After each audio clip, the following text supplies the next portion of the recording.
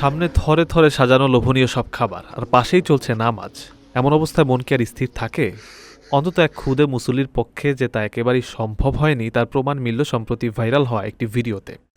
বড়রা যখন এক মনে সেজদায় অবনত, ঠিক সেই সুযোগ কাজে লাগিয়ে চোখের পলকে এক লোকমা খাবার মুখে পুরে নিল ছোট্ট এক শিশু।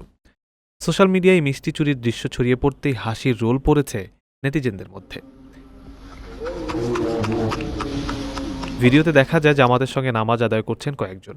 তাদের ঠিক সামনেই লম্বা পলিথিন বিছিয়ে রাখা হয়েছে নানা পদের মুখরোচক খাবার ও পানীয়। পরিবেশ দেখে ধারণা করা যায় এটি হয়তো কোনো বিশেষ ভোজের প্রস্তুতি।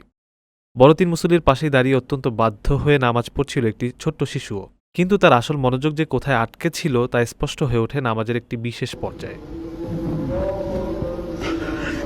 ইমামের পেছনে থাকা বড় মুসল্লিরা যখন সেজদায় গেলেন, ঠিক তখনই ঘটে আসল ঘটনা।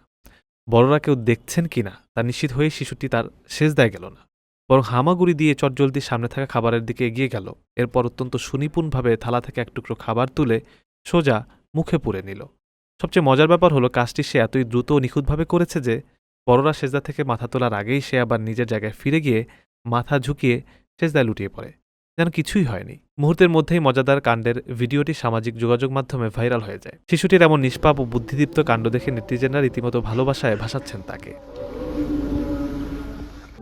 প্রবাসীদের জন্য নির্মাণ হচ্ছে দেশের প্রথম স্মার্ট সিটি, যেখানে থাকছে স্কুল, মসজিদ, হাসপাতাল, সুইমিং পুল, হেলিপ্যাড, পাঠাগার, জিম, সুপারমার্কেট, শিশু পার্ক সহ সকল নাগরিক সুবিধা। মাত্র ৩০ লাখ টাকা বিনিয়োগে মিলছে আকর্ষণীয় ফ্ল্যাট।